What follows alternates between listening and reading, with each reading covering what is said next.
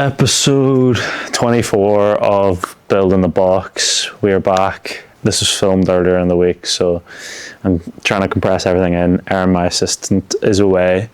She's enjoying her holidays, so yeah, that's why it's slightly earlier. A few things to talk through. First of all, ClickUp. I glazed it last week, I'm going to glaze it again. So we've made a lot of huge leaps. So we've built out an onboarding form for the claw machine, which looks really great. And I think I maybe touched on that last week. Things that we've learned this week. So first of all, dashboards, we've got them in for new ads. So now our creative team are inputting new ads as concepts. They're putting in a lot of custom fields like personas, angles, etc. And then we're able to pull out dashboards as a result of that fairly easily, like no coding in this whatsoever. So like some of the dashboards we're able to make is like how many new concepts are we launching per country, per month? What's the angles?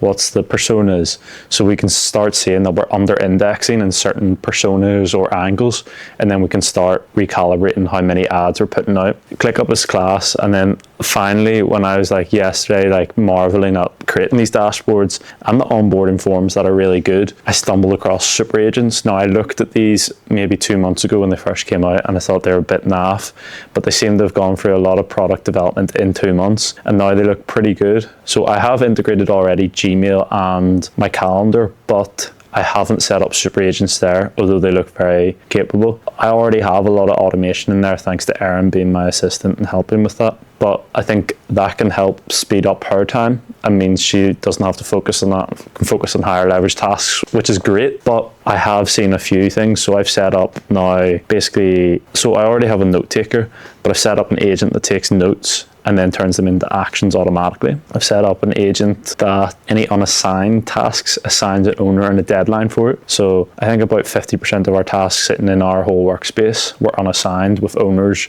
or deadlines, so it tightens that all up. A few others, like it fills up my calendar, any dead spots with tasks that I need to complete for the day that are assigned to me. So that's just the start of it. If you haven't ever used ClickUp, I saw something last night because I was going down a rabbit hole.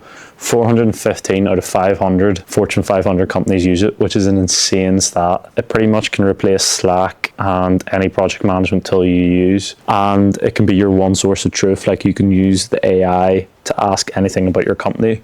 And because you have your documents, your tasks and your messages all in there, it knows everything. So it's super, super strong. We haven't unlocked, like I feel like we've unlocked 5% of it, which is really exciting too. So I've been telling everybody, I've been telling Stu, our CFO, to get on it. I've been telling David, my friend who runs a software company, to get on it. I'm really, really a big fan of it. So if you haven't already, give it a try. It's very cheap, £10 per user. And then the AI is like £10 to £15 depending on what you choose. So it's pretty good. Another thing I want to touch on, I touched about creatives there. So we have been refining that process, and I've started speaking to some agencies to add in more context or content. At the minute, our resources are stretched and we're still trying to scale output. Now we could bring in more team members. However, we've learned that the ramp up period for team members is 3, 4, 5 months at least before we start seeing good quality outcomes. Agencies, I think that's a shorter output, like shorter time period. And I think they can also provide some good extra learnings. So they are seeing across different accounts and they can come in and bring that. So I think it could challenge our in-house people as well, which is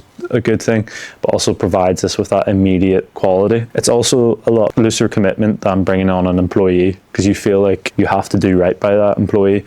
But in agency, you don't really feel the same commitment. As much as you're partners and you're invested in making the relationship work, you can just drop them with 30 days notice. And that's a lot harder with the employment contracts in the UK. So with our team working on so many different things, like different markets, different sports, we found that the main market, football in the UK and US, is getting under indexed. So we're bringing on these partners to hopefully bring more content in those areas and deliver more ads for us. So we're aiming probably to hit about 400, 500 ads by the time the World Cup comes up per month. I have also been restructuring our ad account this week. So Alex, who joined us as the e-com growth assistant, she's took on a lot of responsibility already. She's picked up emails, and now we're working on website development. And our idea is to mirror kind of how we have had. So with landing pages, we'll be testing a certain amount each month and trying to figure out what's the best pages for the traffic. We're kind of in a phase of building out what that process looks like. But essentially in the ad account, we'll probably have a new campaign, and it will be quite similar to a creative testing campaign where it will have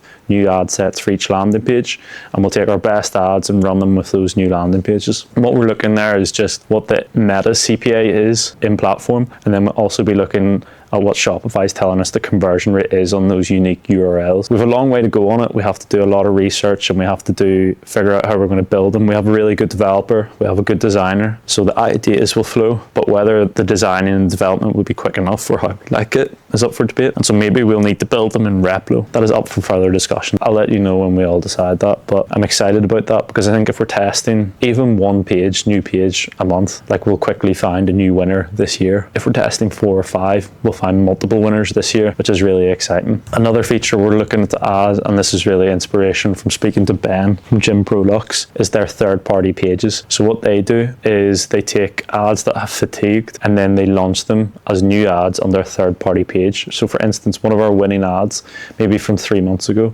it's no longer getting spent. We create a third page, so it would be called something like Dads Daily, and we would list the creative under that. Apparently it gives it a whole new creative ID, and so Meta thinks it's a whole new ad and it pushes it back out, and because you know it's already successful, it seems to do quite well. So I'm excited. We'll test that. I don't think it'll be a new campaign, but it'll probably go into the creative testing campaign and maybe be like a once a month thing we do. It should be good. Finally, the last structure thing we're adding into the ad account is a new campaign for testing offers. This will be on a less frequency than the landing page test, but it'll still be, we'll test it once a month or something like that. And that's just to see if we can keep refining the offer that the customer sees. In terms of some news, so the claw machine, we've managed to place it in New York City, Times Square. So I got the contract through for that today. I just need to sign it, dot the I's and cross the T's on that. But it'll be going in 12-month placement, which is really exciting. And the vendor it's going in with has multiple other stores around the world. So if it does well in there, we could be going international with this. I've had a friend approach me about selling them in Australia, so we're debating that. And that could be exciting. We're already doing quite good e-commerce wise out there, but I think it's a natural jump if we can do it. We just have to build the operations. And then finally this week we've had huge deliveries. So I don't know the quantity of stock. It's 150 boxes. It was 8 pallet loads arrived of shirts, and we've had frames. So the frames are for our rugby union offer, which will be for the Six Nations, which goes live in a week or two's time. So we're fully prepped for that. Our creatives should be done in the next week or so. We've got all the stock prepared, and that will be a big push, but it means we can bring Rugby Now back in stock this week. We've been out of stock for all of this month, near 30 days, which is a bit frustrating because it's hurt our sales, but when we bring it back in stock, it should crush. I feel like I've not covered too much this week, but I've kind of gave a lot of stuff which could be helpful, especially if you're managing paid ad spend. There's a few other things I'm hoping to learn over the next couple of weeks as I dive back into the ad account. So yeah, appreciate it everyone watching, and I'll be back next week for another episode.